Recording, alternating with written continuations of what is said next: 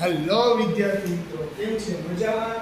ચાલો હવે આપણે વિજ્ઞાનની અંદર ચેપ્ટર નંબર 12 નું ડિસ્કશન કરી રહ્યા હતા. લાસ્ટ પીરિયડમાં આપણે શું સમજી ગયા? તો લાસ્ટ એ સમજી ગયા સ્ટુડન્ટ કે વિદ્યુત ભાર શું છે. તો કે વિદ્યુત ભાર છે એક એવો ઊર્જાનો સ્ત્રોત છે, એટલે ટૂંકમાં ઊર્જાનો સ્ત્રોત તો ન કહી શકાય, પણ એક રાશિ છે. વિદ્યુત ભાર એક મહત્વની રાશિ છે. જે વજન છે એની વ્યાખ્યા કોઈ ન હોઈ શકે, એટલે રીતે વિદ્યુત ભારની પણ વ્યાખ્યા કોઈ હોઈ શકે નહીં. બરોબર? તો એક પોતે જ એક વિદ્યુત ભાર પોતે જ એક ખુદ રાશિ છે. રેડી છે? તો વિદ્યુત ભાર કેટલા પ્રકારના હોય? તો આપણે જોયું કે વિદ્યુત ભાર કેટલા પ્રકારના હોય? બે પ્રકારના.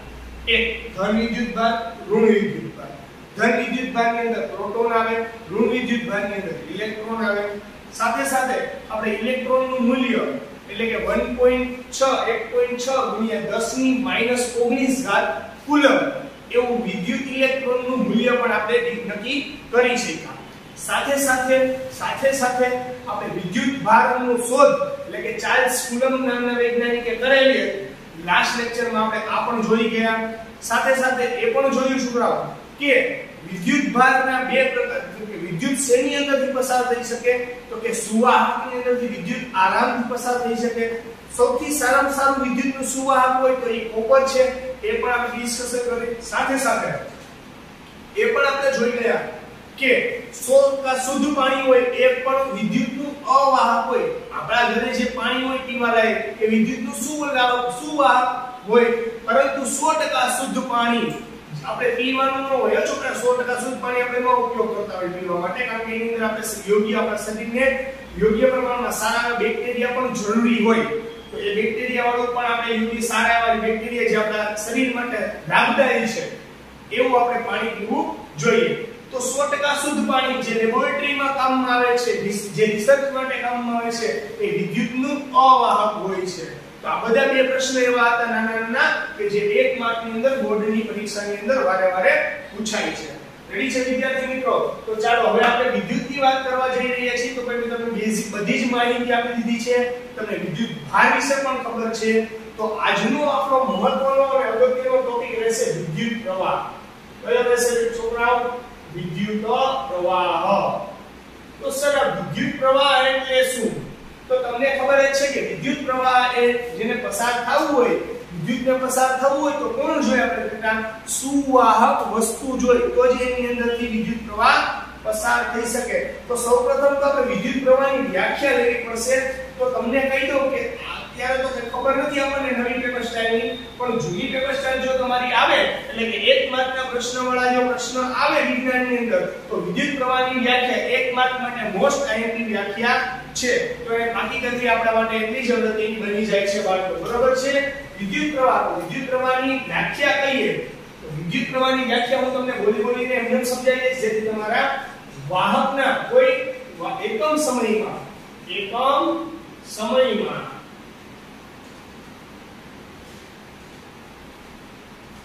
વાહકના કોઈ આડછેદમાંથી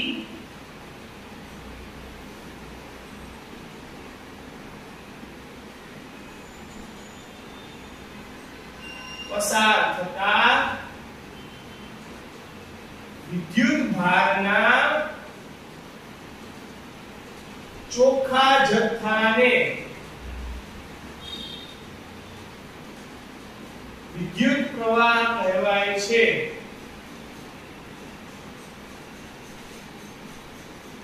પહેલા તો વિદ્યુત પ્રવાહની વ્યાખ્યા થઈ ગઈ, જોઈ શકો છો તમે. 1 માર્કની અંદર વિદ્યુત પ્રવાહની વ્યાખ્યા 100% પૂછાય છે.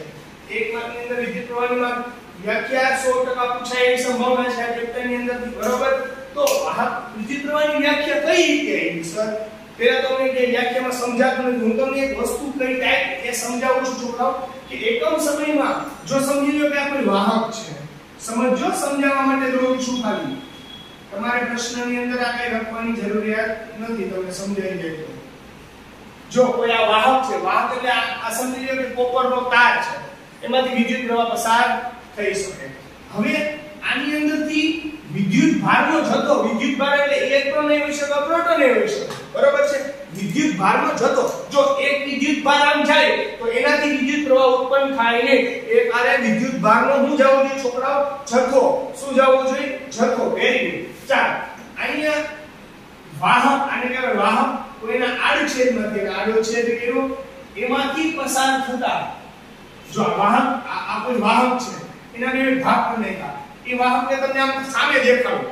ટૂંકમાં આ પેન છે, આ પેન વિદ્યુતનું સમજી લે 2 મિનિટ માટે વાહક છે, અને હું બે કટકા કરીને તમને આમ બતાવું, અને બે કટકા કરી નાખું અને તમને આમ બતાવું છોકરાઓ, એ આડછેદમાંથી જેટલા વિદ્યુત ભારનો જથ્થો પસાર થાય ને કોઈ એકમ સમયમાં, એને કહેવાય વિદ્યુત પ્રવાહ. તો વિદ્યુત પ્રવાહની વ્યાખ્યા જેવી છે, જો એકમ સમયમાં કોઈ નિશ્ચિત સમયમાં, મન પડે ત્યારે ને 1 કલાક એમ નહીં, કોઈ નિશ્ચિત સમય, એકમ સમયમાં વાહકના કોઈ આડછેદમાં, એટલે આ વાહક એના આડછેદમાંથી પસાર થતા વિદ્યુત ભારના ચોખ્ખા જથ્થાને વિદ્યુત પ્રવાહ કહેવામાં આવે છે.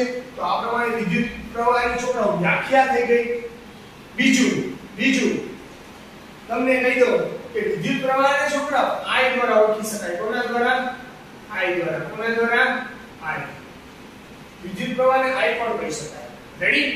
સમજો.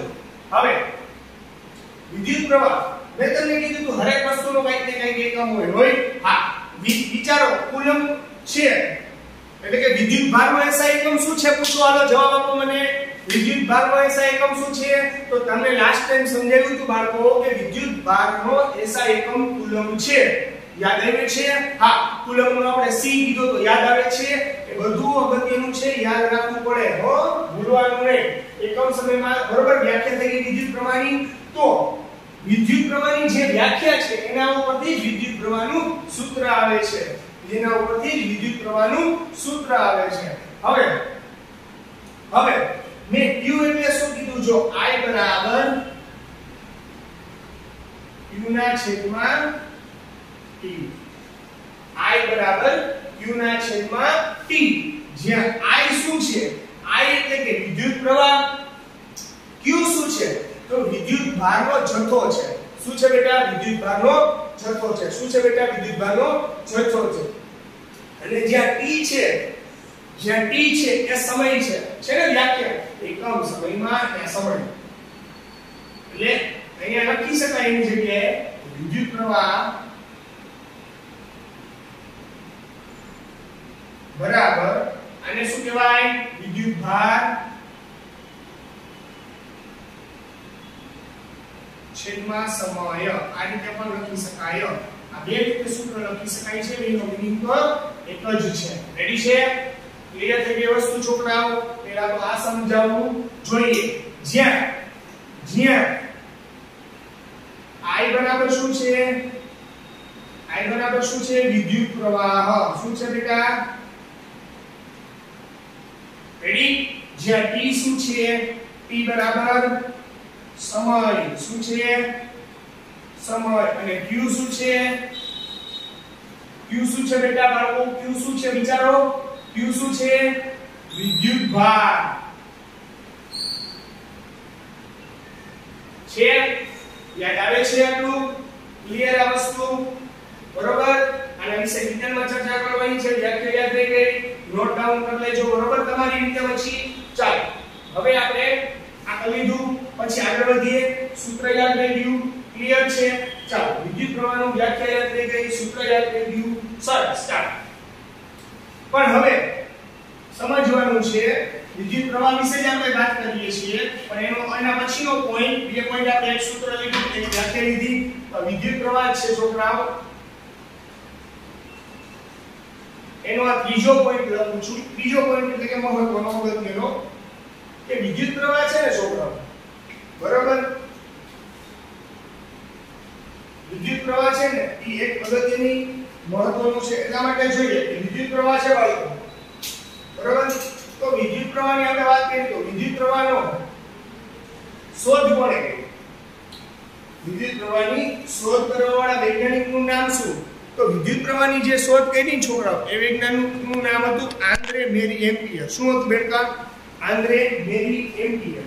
વિદ્યુત પ્રવાહની શોધ લખાય વિદ્યુત પ્રવાહની શોધ કોણે કરી હતી? આંદ્રે મેરી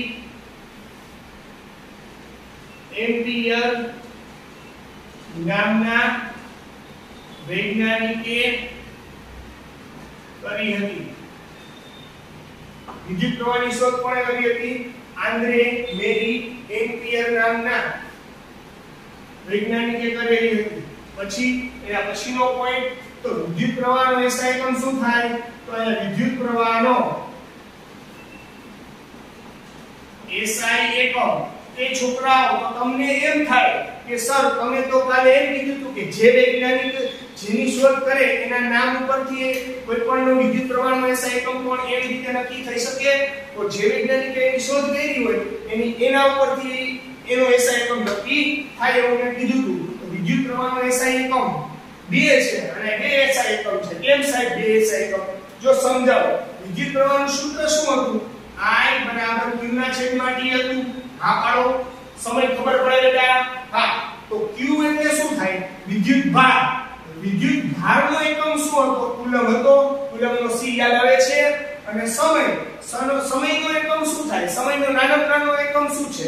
સેકન્ડ. કયો છે બેટા? સેકન્ડ. તો આનો બીજો એસઆઈ એકમ વિદ્યુત પ્રવાહનો એસઆઈ એકમ શું થાય? કુલમ પ્રતિ સેકન્ડ પણ લખી શકાય. તો કુલમના છેદમાં સેકન્ડ પણ લખી શકાય. રેડી છે? રેડી છે? અથવા નકલ અને તમે આમ પણ લખી શકો. કુલમ સેકન્ડ ઇનવર્સ આમ પણ લખવું હોય તો લખી શકો છો. જો સેકન્ડ છે અને ઉપર લઈએ તો પ્લસ છે, ઉપર આવે તો -1 થઈ જાય બેટા.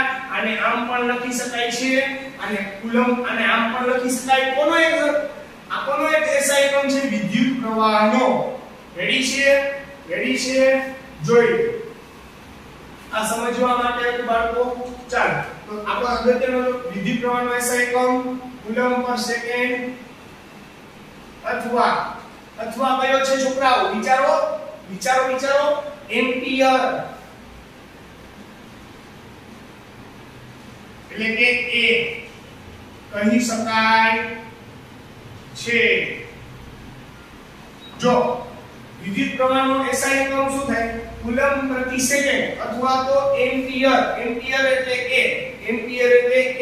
એ દ્વારા પણ ઓળખી શકાય છે. કોઈ પણ એસઆઈ એકમ હોય ને એનો એક નિયમ હોય કે પહેલો અક્ષર હોય ને બેટા હંમેશા કેપિટલ હોય. એટલે એમ્પિયર માંથી એનો એસઆઈ એકમ એટલે વિદ્યુત પ્રવાહનો એસઆઈ એકમ એમ્પિયર પણ લખી શકાય અને કુલમ પર સેકન્ડ જે લખવું હોય તમને જે યાદ રહે તે યાદ રાખી શકો છો. રેડી છે? ચાલો પાંચમો પોઈન્ટ મહત્વનો તો વિદ્યુત પ્રવાહ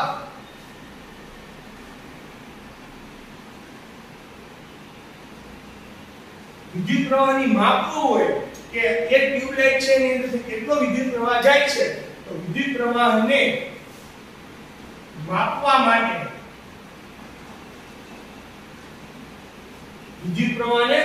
માટે આની અંદરથી કેટલો વિદ્યુત પ્રવાહ જાય છે એમીટર નામના સાધનનો ઉપયોગ થાય. કયા નામના બેટા? એમીટર નામના સાધનનો ઉપયોગ થાય છે.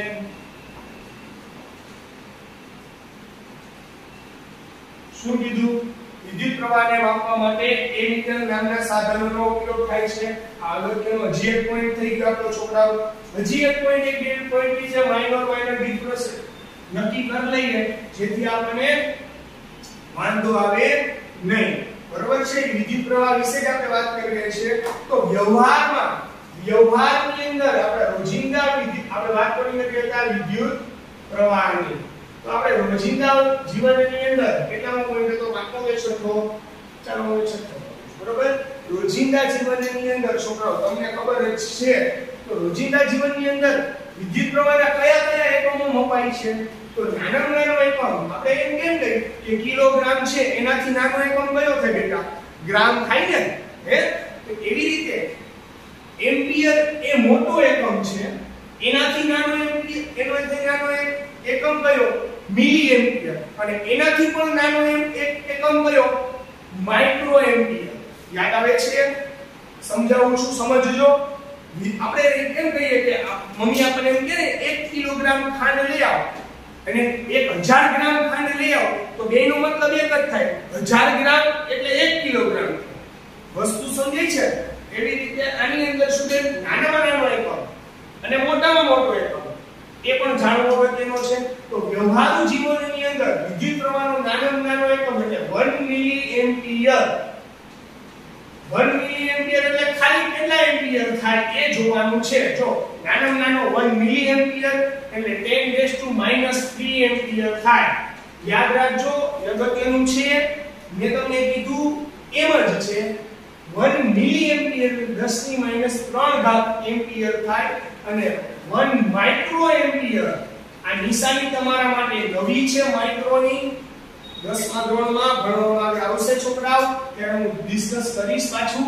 આ માઇક્રોની નિશાની છે. જેની માઇક્રો એટલે 10 કરતા પણ નાનું, સોરી મિલી કરતા પણ નાનું, એને કહેવાય માઇક્રો. એટલે 1 મિલી એમ્પિયર બરાબર 10⁻³ એમ્પિયર થાય અને 1 માઇક્રો એમ્પિયર બરાબર 10⁻⁻6 એમ્પિયર થાય. ક્લિયર છે આ વસ્તુ? આ બેના નાના નાના એકમો છે. આ એટલા માટે કહું છું કારણ કે એક માર્કમાં કોઈ વાર એમસીક્યુ ની અંદર આવું પૂછાઈ જાય છે. બરોબર છે? ચાલો હવે માઇક્રો અને મિલી આગળ જ્યારે સાયન્સ ભણશો ત્યારે તમારા માઇક્રો, મિલી આ બધું તમારે બહુ વધારે ભણવાનું આવશે. બરોબર છે? હવે બરોબર, આ વિદ્યુત પ્રવાહનો પ્રશ્ન અહીંયા પૂરો થાય છે. વિદ્યુત પ્રવાહ વિશેમાં કોઈને કઈ વાંધો હોય, મેં આખો પ્રશ્ન કરાવ્યો. આ પ્રશ્ન બોર્ડમાં 2 માર્કમાં પૂછવાની સંભાવના સૌથી વધારે છે. રેડી છે? ચાલો હવે આપણે આના થોડા ડિસ્કશન એટલે કે આની થોડી વાતો ઉપર આગળ વધીએ અને થોડા દાખલા ઉપર આગળ વધીએ. તો આ દાખલા કઈ રીતે પૂછાય છે, બરોબર, એ રીતે આગળ વધીએ. તો હું તમને એમ કહું છોકરાઓ સાંભળજો, આ સમજવા જેવું છે. આપણે અત્યારે આ બેઝિક અત્યારે જે આપું છું એ સમજાવું છું, બેઝિક છે. આના પછી દાખલો ચાલુ કરું છું. Q એટલે શું કહેવાય? વિદ્યુત પ્રવાહ, વિદ્યુત ભાર. સોરી, Q એટલે કહેવાય વિદ્યુત ભાર. વિદ્યુત ભાર એટલે સમજી લો કે આ કોઈ વસ્તુ સુવાહક છે. સુવાહક એટલે મેં તાંબાનો તાર લીધો. ચાલો 2 મિનિટ માટે વિચારી લ્યો કે આ તાંબાનો તાર છે. તો આની અંદર શું હશે? આને શું કામ સુવાહક છે? કારણ કે કાલે વ્યાખ્યા સમજાવી હતી. કારણ કે સુવાહકની અંદર મુક્ત ઇલેક્ટ્રોનની સંખ્યા વધારે હોય છે. સુવાહકની અંદર મુક્ત ઇલેક્ટ્રોનની સંખ્યા વધારે હોય છે. એટલે મુક્ત ઇલેક્ટ્રોન એટલે કેવા ઇલેક્ટ્રોન? જે મુક્ત રીતે હરીફરી શકતા હોય, જે મુક્ત રીતે હરીફરી શકતા હોય. આની અંદર મુક્ત ઇલેક્ટ્રોનની સંખ્યા વધારે હોય, લોટ્સ ઓફ હોય, એટલે ગણ્યા ગાંઠ્યા હોય, ગણી ન શકાય એટલા બધા વસ્તુ સમજી જવાની. એટલે કે મુક્ત ઇલેક્ટ્રોન. તો વિદ્યુત ભાર એટલે શું? તો કે વિદ્યુત ભાર એટલે એક નથી, એક કરતા વધારે છે. એક કરતા વધારે છે. એટલે આની અંદર કેટલા બધા ઇલેક્ટ્રોન આવેલા હશે? તો આની અંદર કેટલા ઇલેક્ટ્રોન આવે? તો Q બરાબર Ne થાય. આ સૂત્ર યાદ રાખજો સાહેબ. આ હું આને સમજાવું બેટા. n એટલે ઇલેક્ટ્રોનની સંખ્યા. આની અંદર કેટલા ઇલેક્ટ્રોન છે એની સંખ્યા, અને E એટલે ઇલેક્ટ્રોનનું પોતાનું મૂલ્ય. વસ્તુ સમજાય છે?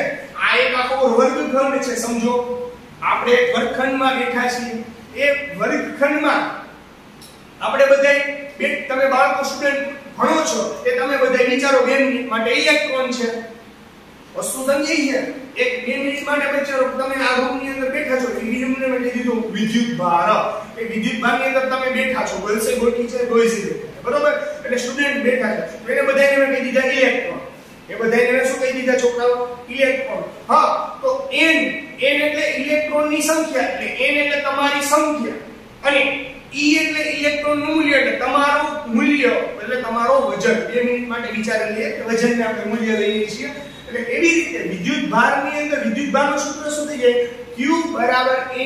જ્યારે કોઈ વાર એની તમને એમ પૂછે કે આ વાહકતા છે, આની અંદર કેટલા ઇલેક્ટ્રોન હશે તે જણાવો, તો એની બરાબર Q બરાબર Ne નું સૂત્ર લઈ શકાય છે. Q બરાબર Ne થાય. આ એટલા માટે સમજાવું છું. આગળ ભવિષ્યમાં જ્યારે સાયન્સ લેશો ત્યારે પણ આવા અગત્યનું આવવાનું છે. Q બરાબર Ne કહેવાય. સાથે સાથે આની અંદર કોઈવાર તમારું પેપર ટ્વિસ્ટ કરવું હોય, કોઈવાર અઘરો દાખલો પૂછવો હોય, તો આ રીતે તમને વાહકતાની અંદર કેટલા ઇલેક્ટ્રોન છે એ પૂછી શકે છો. આને આપણે પ્રેક્ટિસ કરી લઈશું જેથી આપણને કોઈ ડાઉટ રહે નહીં. રેડી છે? ચાલો એક હું પણ પ્રશ્ન લખું છું. દાખલા જેવો પ્રશ્ન છે. એક પેલા પ્રશ્ન લખી દો પછી એનો દાખલો સોલ્યુશન કરો. વિદ્યુત બલ્બની અંદર સાંભળજો છોકરાઓ, એક વિદ્યુત બલ્બની અંદર 5 એમ્પિયર જેટલો વિદ્યુત પ્રવાહ 10 સેકન્ડમાં, સેકન્ડ એટલે s લખેલું છે એટલે તમને સમજી જવાનું. એ લખું છું ચાલો 10 સેકન્ડમાં પસાર થાય તો તેની અંદર કેટલો વિદ્યુત ભાર હશે? તો તમારે તો પહેલા છોકરાઓ રકમ વાંચવી પડે. એક વિદ્યુત બલ્બની અંદર 5 એમ્પિયર જેટલો વિદ્યુત પ્રવાહ 10 સેકન્ડમાં પસાર થતો થાય તો તેની અંદરથી કેટલો વિદ્યુત ભાર હશે? એની અંદર કેટલા વિદ્યુત ભાર હશે?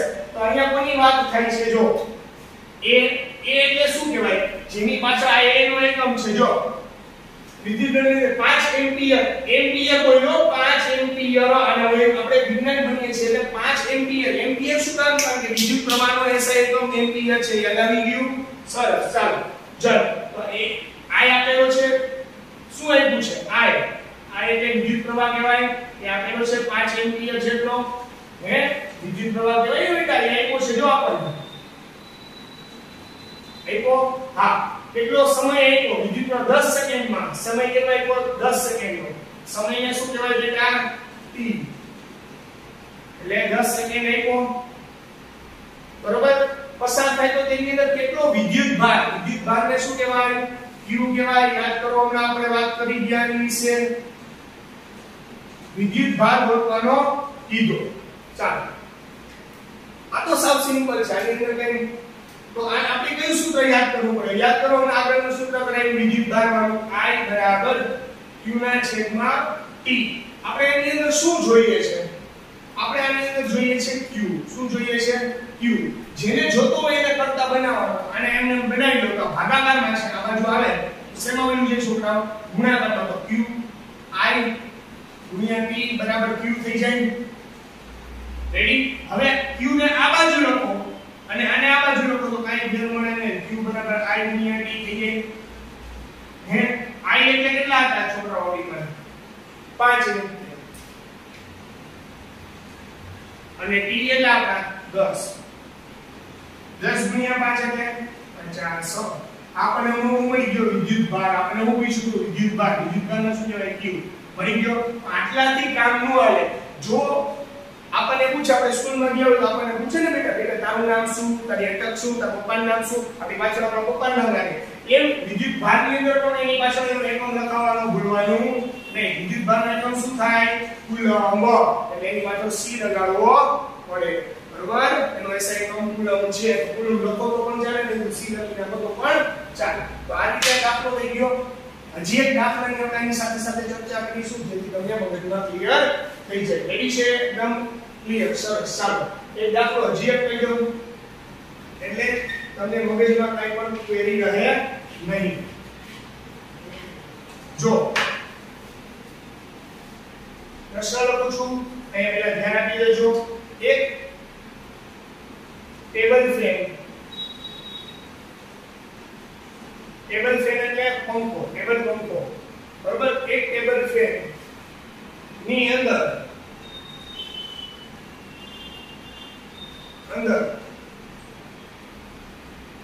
10 એમ્પિયર જેટલો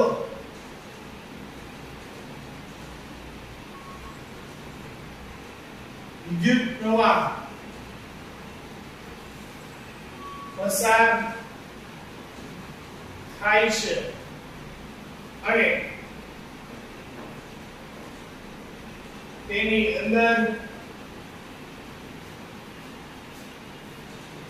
100 કુલમ જેટલો વિદ્યુત ભાર રહેલ છે તો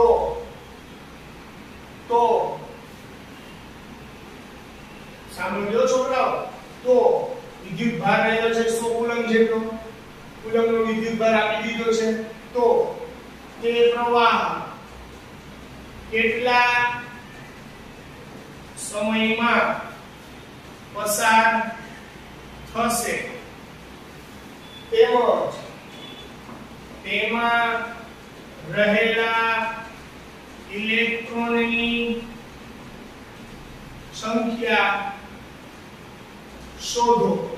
તો આની અંદર બે પ્રશ્ન છે હો, આની અંદર બે પ્રશ્ન છે. આરામથી પેલા એમ કે છે એક વિદ્યુત પંખો છે, ટેબલ પંખો છે, તેની અંદર 10 એમ્પિયર જેટલો વિદ્યુત પ્રવાહ પસાર થાય છે અને એની અંદર વિદ્યુત ભાર આપેલો છે 100 કુલમ જેટલો, તો એ કેટલા સમયમાં પસાર થતો હશે. અને બીજું કે તેની અંદર ઇલેક્ટ્રોનની સંખ્યા કેટલી હશે. હવે આ ઇલેક્ટ્રોનની સંખ્યા કેમ કરવી સમજાવું. જો તો સૌથી પ્રથમ આપણે જે પણ વસ્તુ આપી છે ને એ નોટ ડાઉન એટલે કે નોંધી લેવાની. આપણે મફતમાં કોઈ પેલા મફતમાં પેલા મેળ કરવાનું હોય ને એની અંદર જો ફ્રીમાં એક કોઈ વસ્તુ બોલતો હોય, અહીંયા શું છે 10 એમ્પિયર એટલે વિદ્યુત પ્રવાહ આપ્યો છે. હા સાહેબ, આ વિદ્યુત પ્રવાહ આપ્યો છે કેમ ખબર પડે? પાછળના એકમ ઉપરથી, ઘણાના એકમ ઉપરથી આપણને કઈ રાશિ છે એ ખબર પડી જાય છે. વિદ્યુત પ્રવાહને શું કહેવાય? I. એ આપેલો છે 10 એમ્પિયર જેટલો. રેડી? અને અહીંયા વિદ્યુત ભાર આપેલો છે. વિદ્યુત ભારને શું કહેવાય? સર આ વિદ્યુત ભાર કેમ ખબર પડી? એનો પણ SI એકમ પાછળ લખેલો છે 100 કુલમ. એને Q કહેવાય એટલે 100 કુલમ થઈ ગયો. હવે જરૂર તો તેમાં કેટલા તે પ્રવાહ કેટલા સમયમાં પસાર થશે એટલે સમય આમાં પૂછેલો છે. કેટલા સમય પૂછેલો છે. બીજું યાદ રાખજો, આની અંદર એક વસ્તુ લખતા ભૂલી ગયો. E બરાબર 1.6 10 - 19 કુલમ. આવું ઘણીવાર બુકની અંદર આપેલું હશે. જ્યારે ઇલેક્ટ્રોનનું મૂલ્ય સંખ્યા ગોતવાની હશે ને ત્યારે આવું મૂલ્ય આપેલું હશે. હવે સમય ગોતવાનું છે. બીજું ઇલેક્ટ્રોનની સંખ્યાને મેં તમને હમણાં જ સમજાવ્યું હતું કે ઇલેક્ટ્રોનની સંખ્યાને શું કહેવાય? n કહેવાય. તો ઇલેક્ટ્રોનની સંખ્યા એ તમને કીધું હતું ને, આવો એકવાર દાખલો પૂછાશે, ધ્યાન રાખવાનું.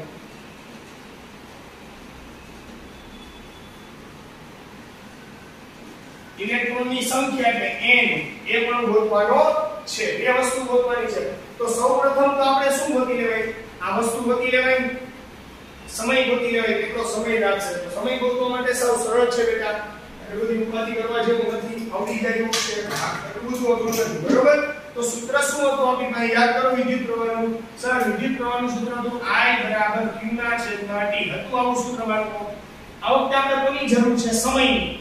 તો સમયને કરતા બનાવવાનું. જ્યારે સમયને કરતા બનાવો છો ત્યારે આ સમયને કયા લઈ લો? તો અહીંયા T અહીંયા આવતો રહે અને I છે અહીંયા આવતો રહે. Q ના છેદમાં I થઈ જાય. હે સમજાણું કે નહીં? સરસ. હવે T કરતા બની ગયો, કિંમત મૂકી દો. ચાલો Q એટલે કેટલા હતા? 100. અને વિદ્યુત પ્રવાહ કેટલો હતો? I એટલે 10 100 I T બરાબર 10 સેકન્ડ થાય. 100 કુલમ જેટલો વિદ્યુત પ્રવાહ પસાર કરતા કેટલી સેકન્ડ લાગે? 10 સેકન્ડ જેટલો સમય લાગે. ચાલો સમય મળી ગયો આપણને. હવે આપણે ગણવાનું છે ઇલેક્ટ્રોનની સંખ્યા. તો મેં તમને એવું કીધું હતું કે ઇલેક્ટ્રોનની સંખ્યા ગણવી હોય તો આપણે વિદ્યુત ભારની જરૂર પડે. કોની જરૂર પડે બેટા? વિદ્યુત ભારની. કેટલી? વિદ્યુત ભારની. તો વિદ્યુત ભારની જરૂર પડે બેટા. તો વિદ્યુત ભાર એટલે આપણી પાસે શું હતું? Q બરાબર n T. આવું સૂત્ર હતું, યાદ આવે છે? મેં કીધું હતું કે અઘરું પેપર ટેસ્ટ કરે ત્યારે આવું પૂછાય. Q બરાબર શું થાય? n T. n એટલે ઇલેક્ટ્રોનની સંખ્યા. જો n એટલે ઇલેક્ટ્રોનની સંખ્યા અને આ એટલે ઇલેક્ટ્રોનનું મૂલ્ય. અહીંયા વિદ્યુત ભાર તો આપેલો જ છે. જો આપણે ગોતવાનો શું છે? n. તો n ને કરતા બનાવી લ્યો. આમાંથી વિરુદ્ધની બાજુ હોય ને, આની વિરુદ્ધની બાજુ આ થાય એ ઉપર. n ને કરતા બનાવી લીધો તો આ વિરુદ્ધની બાજુ કહેવાય Q. એને ઉપર લખવાનો અને n ની ભેગા હોય એને નીચે લખવાનો. રેડી? આગળ ગણિતમાં પણ આવશે ત્યારે પણ કહીશ. આમાંથી n ને કરતા બનાવ્યા, વિરુદ્ધની બાજુ ઉપર લખ્યું, ભેગા હોય નીચે. Q શું છે બેટા આપણી પાસે? જોજો 100 કુલમ છે. અને E શું છે? E એટલે ઇલેક્ટ્રોન. E એટલે ઇલેક્ટ્રોન. એ કેટલા આપ્યા છે? 1.6 10 ની -19. એ પૂછે હા. હવે સર આને કેમ લખવું? આની ઉપાધિ કરવાની નહીં. ઇલેક્ટ્રોનની સંખ્યા પૂછી છે. કારણ કે ઇલેક્ટ્રોનનું મૂલ્ય છે ને આપણી પાસે આ જો મેં લખ્યું યાદ છે. પેલા તો આપણે ઘાતને ઉપર ચડાવી દઈએ.